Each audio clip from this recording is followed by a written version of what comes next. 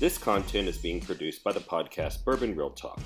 The usual show format is to do a live review of a whiskey with a guest who tells their personal story.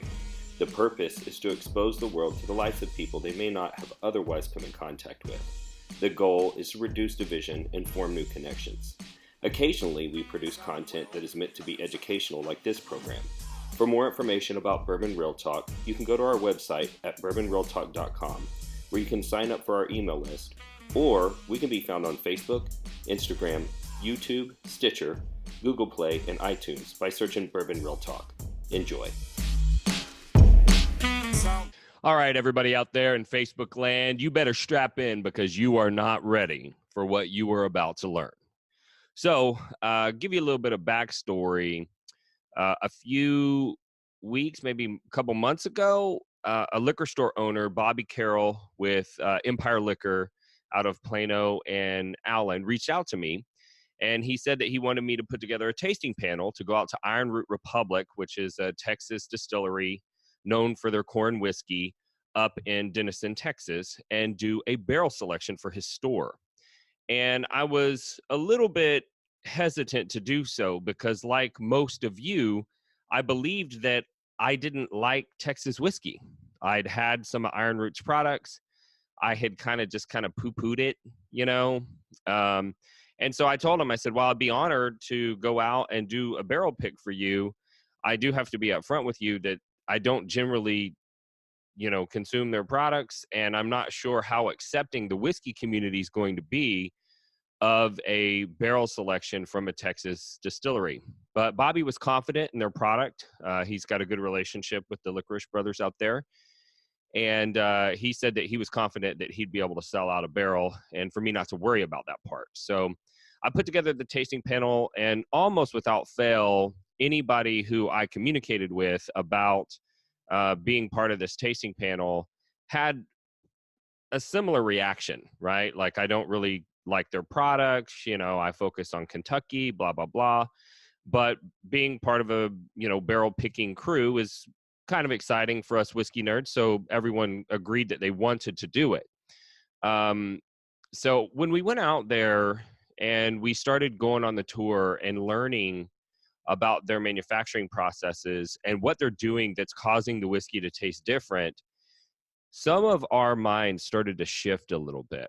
And that's what that was the impetus for me doing the recording that I released a week or so ago called The Truth About Texas Whiskey, because there are a lot of manufacturing differences, and they do produce a different flavored whiskey, a different flavor profile than what we're used to from our Kentucky bourbons and the ryes that come from other places in the country as well. And so they're actually supposed to taste different. But as I went through this process, I realized that I hadn't been honest with myself about judging the whiskey based on its flavor. Because let's face it, if you're a whiskey collector and you go around telling everybody how much you love Texas whiskey, people judge you for that. They actually want to believe or act like they now know that you don't know what you're talking about. So if you're part of the whiskey community, there's a lot of pressure on you for you to hate the same things that everyone else hates.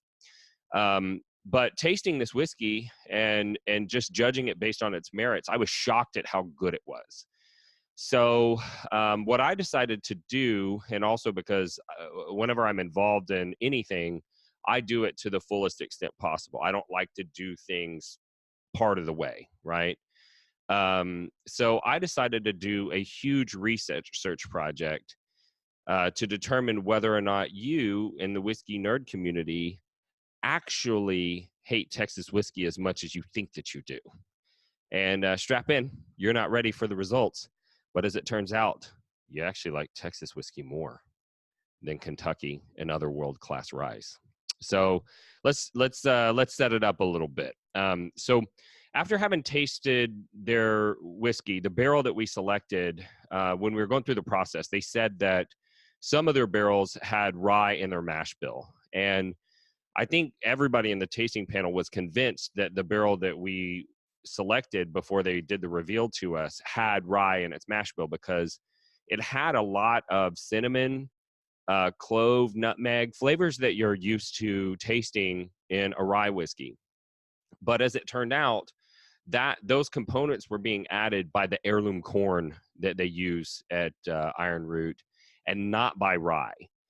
And the flavor of the Iron Root whiskey is so big and bold because it's getting so much flavor from the grain that it's actually very difficult to compare it to a bourbon that's from Kentucky, because as I mentioned in my Truth About Texas Whiskey post, Kentucky bourbon gets its flavor from the barrel and very little from the grain. Texas whiskey gets tons of flavor from the grain and also tons of flavor from the barrel. So if you want details on that, go check that post out. So when I was thinking about setting up some blinds to test you guys to see what you actually like when you don't know what you're tasting, it made more sense for me to compare this 100% corn whiskey to rye whiskeys, which is a little bit shocking. Now, I will also tell you that I asked permission of Robert Licorice before I did this, because I explained to him that once I start advertising to the public that I'm giving away all of these, blind sample packs, the public's going to expect to see what the results were and know what everyone was drinking. And that if I paired his whiskey against other world-class rye whiskeys and he lost, that I would have to publish those results. And he just simply said, I won't lose. He believes in his product.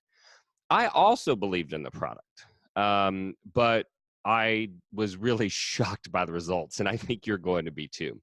So what I did is I went over to my whiskey closet, and I was kind of picking through and going, what whiskeys are whiskeys that we all drink, that we're all familiar with and we all love and would say we loved if asked, and that we all respect, that would, compete well with this Texas whiskey. So I ended up selecting, drum roll please, there were 110 half-ounce sample bottles that went out in 22 blind sample packs, okay? So each pack had 5 vials in it. There were 4 rye whiskeys and the 1 Texas whiskey. Because I wanted to diversify the results, I offered up the blind sample packs in 3 different whiskey clubs.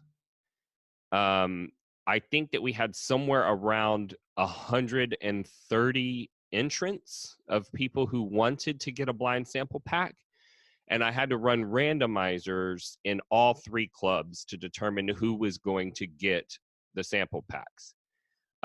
We ended up giving out 7 sample packs in one, 7 in another, and 8 in another. So that totals 22. Then once I ran the randomizers, I had to get the sample packs distributed to the people. And you're going to find out at the end of this video why it had to happen so quickly. I had to get these results back. I couldn't just sit on this and wait for people to get around to tasting it. So it was an enormous undertaking. 8 of the packs ended up going to Oklahoma. So you can imagine the logistics on that. One of the packs went somewhere far south of Dallas. I can't remember. We ended up mailing out like 2 or 3 of the packs and then mailed all 8 of the sample packs to Oklahoma. And the first person to send in their results trashed the Texas whiskey. But it turned out they were the only ones to do so. So I was a little bit nervous. I was actually on vacation and I saw the first result come through and I was like, God dang it. I mean, he trashed the Texas whiskey. But he turned out to be the only one. So let's talk about what the whiskeys were. So each pack had 5 vials, as I mentioned. They were either lettered or numbered A through E or 1 through 5. That's because I had a very limited sampling of, we actually ended up picking 2 barrels the day that we were there, and I had enough juice left over from the samples that they gave me to make 11 half-ounce vials of each of the 2 barrels we picked. And because I wanted to have the maximum number of people participate, I made 22 vials of all of the other 4 rye whiskeys that I had, and then half the people got 1 barrel, half the people got the other barrel. So don't let that confuse you when you're looking at the results, because I am going to post the results in this post so that you can actually look at it. But the whiskey that was labeled A or 1 in the sample packs was E.H. Taylor Rye. So I think I paid $72, $3, something like that, for that bottle. The second whiskey is the whiskey that we've all been losing our minds for, the Old Forester Rye, which is a major value play, and it's got, excellent flavor for such an inexpensive whiskey, and it's widely available. I think I paid $22 or $23 for that. And as everybody knows, Fred Minnick has been a big supporter of that release because it's just really good whiskey at a good price. The third bottle was a regular Whistle Pig 10-year rye, which I believe is a mixture of Alberta rye and MGP, but feel free to correct me on that. And then the letter D, or the number 4, was one of the 2 barrels from Iron Root Republic Distilling. So you either got a sample of barrel 247, or you got a sample of barrel 199. If you had a number, then you had 199. If you had a letter, then you had 247. And the 5th whiskey was Willett Family Estate 4-year rye. And somebody asked me what release it was, and I actually don't know. I've had it for probably a year or so. And unfortunately, I tapped the bottle making the last sample. So I ended up recycling the bottle before I took note of which batch it was or whatever. So I apologize for that. But you might be able to see it in the picture that I'm going to post, because I did take a picture of the bottle. So here are the results. Now, I ask everybody to give me 2 things. If you did the blind sample, I wanted you to rate the 5 whiskeys in order of preference. And I wanted you to give me an overall score, 0 to 100.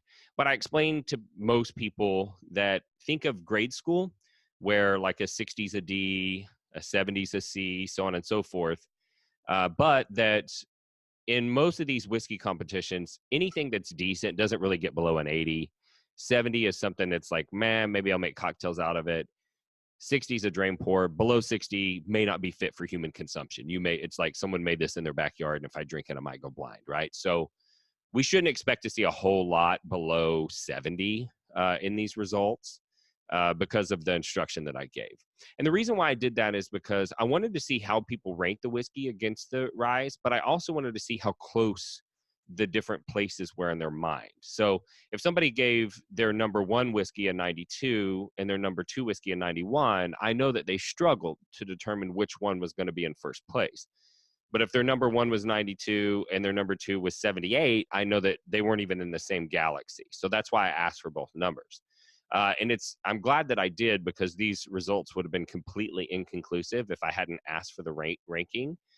So here's why. So let's talk about the results. I've got the page printed out right here, and this is also going to be posted as a PDF for you guys to pull up and take a look at. So the first whiskey, E.H. Taylor Rye, it had, let's see, 1, 2, 3, 4, 5, 6 people pick it as their number 1 in order of preference. Its overall rating, which it could be 1 or it could be 5, was 2.55. So interestingly enough, it had a higher average ranking in order of preference than any of the other whiskeys the E.H. Taylor Rye did. But it only had 6 people pick it as their number 1 in order of preference. And its overall score was 84.14. So that put this whiskey in second place for the overall rating. The second whiskey, Old Forester Rye, only had 1 person pick it as their number 1 whiskey in the flight. And its overall score was 81.23. The third whiskey was the Whistle Pig 10-year rye, and it had 2 people pick it as their number 1 in their order of preference, and its overall score was 78.27.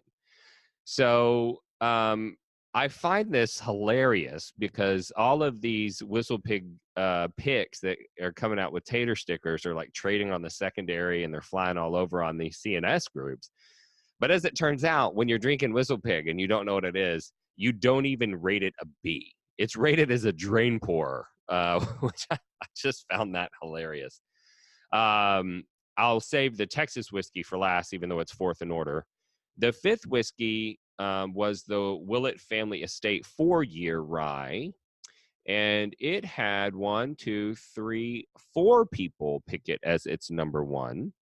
By the way, this is out of 22 respondents. And its overall score was 82.91. So pretty darn good. But shocking to me and probably to everyone else. I assumed that the Texas whiskey was going to land somewhere in the middle, which I was going to count as a win, considering these world-class whiskeys that the Texas whiskey was competing with. But in fact, when you guys do not know that you're drinking Texas whiskey, you prefer it over Kentucky whiskey. So in the respondents, we had 1, 2, 3, 4, 5, 6, 7, 8, 9 people out of 22 rated it number one in order of preference. A third more people than thought that E.H. Taylor Rye was the best of 5. I mean, we're talking, no, this isn't like by a small margin. When you guys don't know what you're drinking, the average whiskey club member strongly prefers Texas whiskey over Kentucky, okay, or Vermont in this case. So 9 of 22 respondents rated it number one. Its overall rating was 85. The closest second place winner was, let's see, the E.H. Taylor with 84.14. So E.H. Taylor almost edged it out with the highest score, but close, but no cigar. And so with the exception of the Old Forester rye, all of these whiskeys cost more money than the Texas whiskey. And this is a grain to glass, limited production craft distillery whiskey that they don't have the economics of scale of these huge producers, or in the case of Whistle Pig, NDPs that are sourcing, massive quantities and getting discounts for that. So it's amazing to me that they're still able to produce this level of high quality whiskey that in blinds beats these world-class whiskeys, and it's still cheaper with the exception of the Old Forester rye. So one of the other things that I observed is that part of the reason, and it seemed like people either loved it or didn't prefer it, because it also probably had the greatest number of 5th place rankings. It had 1, 2, 3, 4, 5 fifth. No, it's not the greatest, but it's up there. It had a lot of people that didn't prefer it. Now, there's a reason for that, and you need to pay attention to this. So at some point, it became cool that we all like the same thing. And if you don't say the same things that the cool kids say, then you're on the outs, right? And as a result, we've trained our palates to like one thing. And so kind of what I observed was that the deeper you were into the whiskey game, the more likely you were to rate this whiskey lower, because it didn't taste like the thing that you had trained your palate to like. But the reason why it still had the 1st place rating, even though it had a high number of 5th place rankings, is because even the people who didn't prefer it because they've trained their palate not to, still thought that it was pretty good whiskey and gave it a relatively high score, with 2 exceptions. 2 people rated it below 70. So what that tells me is that just as quickly as we have trained our palates to only like one thing, we could just as quickly train our palates to like other things as well. And it's something that's going to become more and more important for us in the whiskey community, because we can't all buy the same whiskey. There's not enough of it to go around. We've already observed that every time, December rolls around and we're all trying to buy the same Van Winkles and B-Tax and annual release whiskeys, right? And good barrel picks are becoming rare and hard to get a hold of, as we've seen. And so we're going to have to find really high quality, great tasting whiskey. And I think that there's going to be a shift very soon in the market towards other whiskeys that have maybe, been overlooked. And based on what I'm seeing, I think that the next big area is probably going to become Texas whiskeys. So, thank you for tuning in. Thank you for everyone who participated. Thank you for everyone who went in that didn't win the blind sample. And just understand that when you don't know what you're drinking, you actually really enjoy Texas whiskey. So the other big reveal is that the single barrel, the barrel 247, is actually going to be released this week at Empire Liquor. So if you want to get your hands on some of this delicious magical juice that's beating the crap out of all of these world-class whiskeys in a blind tasting, you're going to have the opportunity to do so this week. I'm going to put this up sometime in the next day or two, but when that bottle hits, which should be sometime around Wednesday or Thursday, I'll probably throw up another post. And for those of you who are not in our area and you'd like a mule, just reach out to me and we'll get a mule set up for you so that you can get a hold of it. But anyways, as always, thank you so much for participating. Thank you for paying attention. I love you guys, and stay tuned because we have a whole lot more coming your way on Bourbon Real Talk, my podcast, which is also going to launch this week. So talk to you soon. Bye.